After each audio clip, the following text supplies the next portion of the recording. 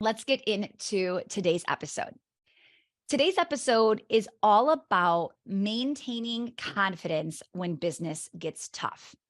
It's easy to be confident when you're winning, but what about when the business is learning? What about when the business is down in revenue or you're in a summer slump or whatever it is? Okay. So this summer is actually my 21st year in business. And things are going well now, but you're seeing me with a 21-year-old business and an almost 8-year-old business. You're also seeing me experienced, understanding that I'm aware summer is not that great for us in our studios. And you've seen me now 21 years in, knowing I need to create a strategy to hold myself over during summer. And I now have confidence because of that. So I want you to know it hasn't always been easy. In fact, the first 5 years in both of my businesses were really hard. And I found it really, like, I remember in the studios, like year 5, I was like, oh, we did it. Like there was just something about it. And what's funny is in Well Oiled, it felt exactly the same way. Now, that could be just me. I'm not saying like you've got to wait 5 years to feel like you're winning, but I just remember like both of the businesses hitting 5 years just felt different. Okay. The first 5 years, I will tell you, there were so many moments of wanting to quit, but I have a pretty good size ego and it's a little too big to quit and to publicly show failure. So I guess I'm a little lucky there. And what I wanted to talk about in today's episode is what you have to go through in the short term for long-term success. Times being tough is 100% inevitable in your business. And it's not just the beginning. I'm not here to say, oh, the first 5 years were horrible, but now the rest has been fine. No, there will be moments, years in, decades in, where it feels like, oh my goodness, why am I even doing this? Like some days I do think, should I just sell everything? And I could retire right now. I could just sell everything and never speak to an angry customer or an employee who is demanding a raise, who's already maybe getting overpaid, right? All the things. I'm like, I could just be done. There are moments like that I still have today.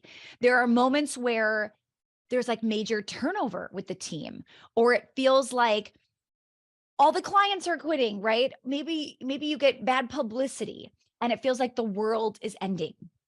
I will never forget one of my clients. I was like early 20s when this happened. One of my clients wrote a letter all about me in not the greatest way. And she mailed it to all of my best, highest level clients. I want to say I was like 21, 22. I was bartending because the only time I was able to work, because I was a full-time college student, I taught dance on weeknights and evenings.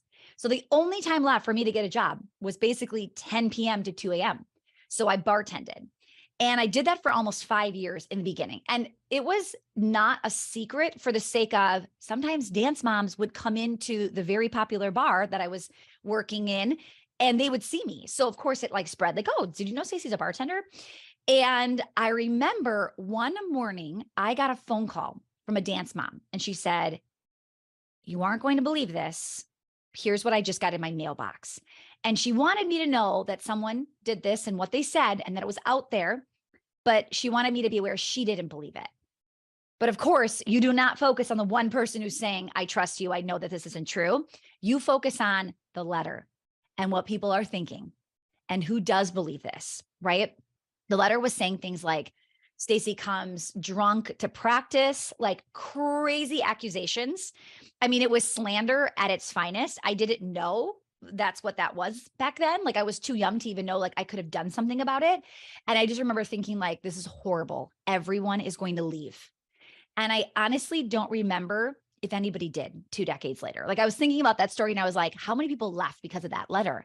And I'm like, I really don't think anybody left. And what's crazy is the person that wrote the letter didn't leave. So like my point is there are moments where you are going to think, is this even worth it? Okay. It's going to be when you just start and it's going to be even when you're 2 decades in, right? The question is, Who do you want to be when hard times show up? How will you handle it? Okay. So you have to remember that on the other side of this incredibly hard situation, whatever you're going through, on the other side of that is the opportunity to scale the business in new ways. Every horrible thing that has happened to me, every down moment, down like when the revenue's down, or it just feels like nobody likes you and you're getting like 1-star reviews, people saying like, if I could leave a 0, I would. We've all gotten it, right? So when you're in those moments, there is nothing to do but to keep going, right? So sometimes we have to break through those walls, right? We have to just keep moving forward to get to the other side. And it's not fun. But if you want to stay in business and thrive in business and not hold yourself back in that moment, it's just what you've got to do. And we try to skip the struggle sometimes, and we try to avoid the hard parts, okay? But here's what I know. When you delay or avoid the hard parts, you are delaying your future success when you do that. So sometimes it's just easier to not have to work through something. And I encourage you to feel all the feelings, to be afraid, to be nervous, to be scared, angry, anxious, a gazillion other emotions, right? To feel it and to keep going anyway. If you avoid those feelings, it'll be pleasant. You will get to stay comfortable, right? But it will only result in short-term gain. You get to, in the short term, feel comfortable, but in the long term, you miss out on what was on the other side of that breakthrough. When you understand this hard part is going to take the most commitment. And if you can stay committed now through that moment and break through, you will experience long-term gain. Your business will drastically change. Okay. So here are a few ways that business owners do this. And it may feel like you're taking an easier route, but that easier route is going to cost you so much more in the long term. So I thought of ways that I have done this in the last 21 years. And I thought of things I noticed my clients doing to really give you 5 big ones that I want you to just to keep in the back of your head and catch yourself. The next time you decide, I think I'm going to do one of these strategies, I want you to ask, am I doing this to avoid the uncomfortableness of getting through this part? Okay. So number 1, when you find yourself giving up on something. Okay. So we had this incredible client, Paula, and she just publicly shared that she has been trying to crack Facebook ads for a while, 8 months to be exact. Month 1 through 7, she lost money every single month. And on month 8, she said, I have so many leads, we can't keep up. Our team is booked. So of course, like we're here to teach her how to hire more people so that she can keep the leads coming, right? Now, here's what is crazy. People in the chat, when she was talking, were like, wait a minute, are you saying you lost money month 1 through month 7? And she's like, correct. Okay. What's crazy is the norm is people try something like that, try Facebook ads, try whatever, right? And it's not working. And they tell you 2 days later it's not working, or 2 months later, or they quit on month 3, month 4. Not many of them are giving it their all on month 8. Okay. When you want to quit something, ask yourself, why? And what would be the result if you just kept trying? Okay. The second person, or the second way that I see people doing this, and I definitely did this in the beginning of Well Oiled, oh my goodness, constantly making changes. If you're always picking a new niche, creating new products, changing price points, changing the time frames of your services, right? And so on. What I see is they make changes, or I made changes because I had this belief it would be easier to do it this way. Oh, maybe I picked the wrong price point. Maybe I picked the wrong product. Maybe I picked the wrong market. I bet it would be easier to sell to X right? I bet it would be easier if I changed the price from 98 to 47. Okay. I see this with people changing business models. And I will tell you, like, I don't want to say, I don't want to be negative, but here's my perception. Everything good is hard in the beginning. Everything amazing is going to take a little bit of time, and you have to keep working it until it works. Most people don't work it long enough. Okay. Now, number 3 is making changes and going back. Like, you make the change to 98, but then you second guess yourself and then you go back to 47 or whatever it was, right? And going back too quickly. So I see people announcing changes, right? And before there is even a proper test, like they're talking to me 2 to 3 weeks later, they're back to the old thing. And I'm like, wait, I thought you switched it to this. Like, oh, I did that. And yeah, it didn't really work as well as I was thinking. And I'm like, well, give me details. Like, how many people saw it? How long did you promote? How many emails did you send? And it was like, oh, so you sent one email one time and then decided it wasn't working, right? So they go back. So I really want you to know that when you make changes, you're most likely doing it because you think this is a better option. I bet it's easier. This is the grass is greener mentality. I think the grass can be greener wherever you water it, right? The grass can be greener with whatever offer you decide. This is the offer. This is the time frame. This is the price point. And you keep working it until it works. Okay. I had a friend who is learning from somebody, paying lots of money to learn from a mentor. And she'll message me and she'll say, oh my goodness, I see you doing this. And then she'll ask me all these questions like she wants to model it, which I have no problem with her modeling it. The problem that I see for her is that she can very quickly think, oh, wait, what I'm doing is not the right way. I want to do what Stacy's doing because that looks easy. But I don't show all of the blood, sweat, and tears of what it takes to get something going. So yes, it looks really easy when things are going well. And I'm telling you, we're having record months. But I never said like 10 months earlier, things are not going well. I can't figure this out. I'm trying everything and it's not working. You aren't hearing me publicly say that, right? So the grass isn't greener with my model compared to your model compared to whoever else's model, right? The grass is greener where you water it. Some of you aren't watering. You're jumping ship so often and you're not getting the results because you aren't putting in the work to get the results. Okay. This kind of goes along with number 4, which is changing your goals. So this is one of the most common I see. Everybody is setting big, lofty, like crazy big goals in December and January. And now it's that time of year, June, July, right? Their goals have changed. Many will lower their goals. They are convinced they are not on track and there's no way they're going to hit it. Here's the thing.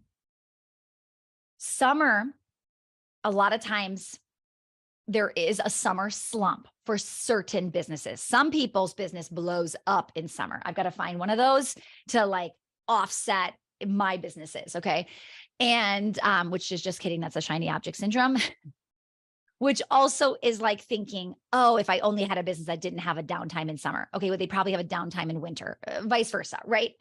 Grass isn't greener. I prove my point with just like the way our brains think. So anyway, changing goals. A lot of times right now, some of you are listening to this in real time and you are experiencing a summer slump and you're thinking, I'm not going to hit my goals. So you start lowering your goals, okay? Even if you have a business with a summer slump, I always think summer is the time I prepare for the most insane Q4. And for me, in both my businesses, it's not just Q4, it's September, October, November, December. So I actually get 4 months to come back, right? And I always think I can have such a massive comeback September through December in both businesses that it doesn't even matter what happens in summer. But here is the thing. Q4 is built in summer. When you're thinking summer's not great, oh my goodness, I'm going to just have to slow down. There's not a lot going on. If you saw what I was planning right now for September, for October, right? The work is being done now.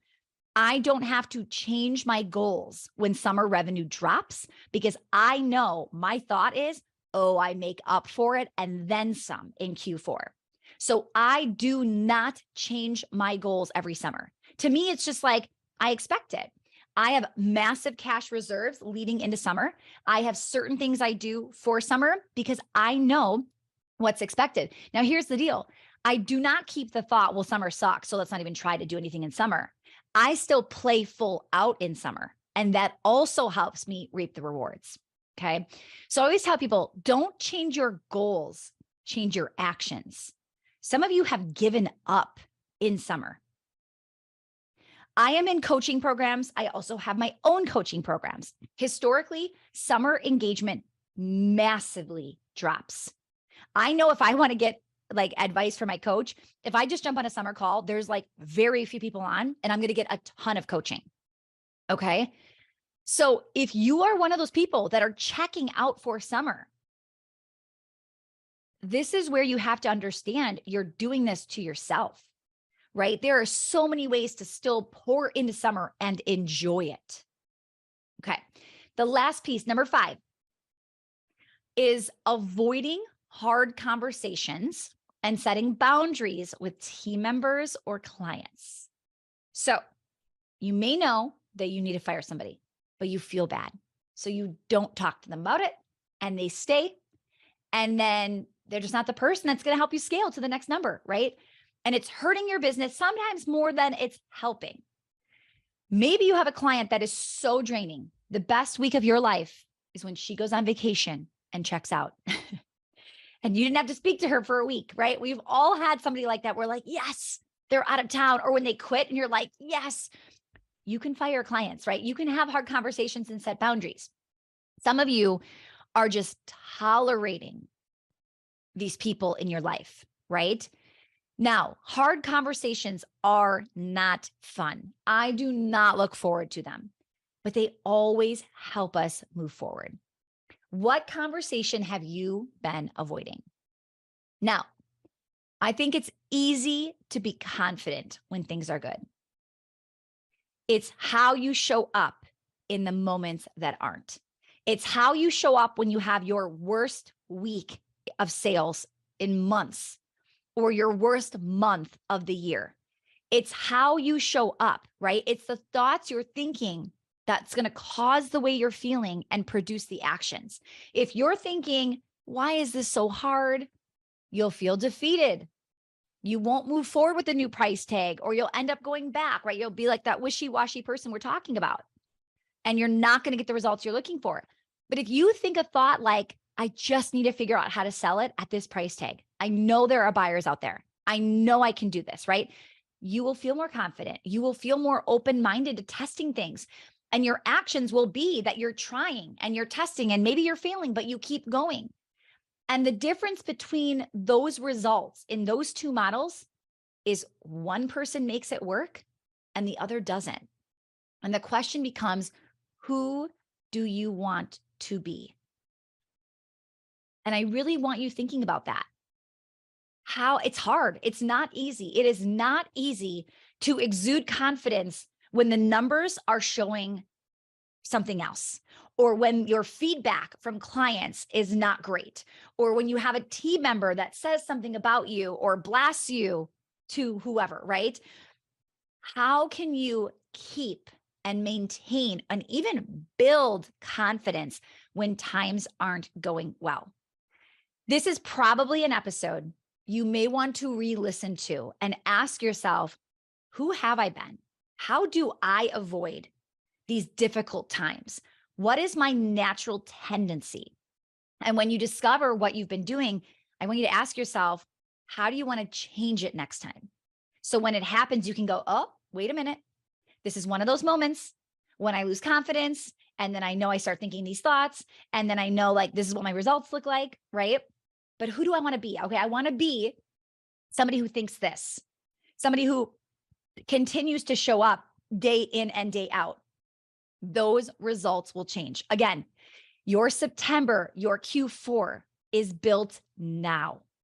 Okay. And if you're listening to this 6 months from now, whatever you do now, you will see the results 90 days from now, 4 months from now.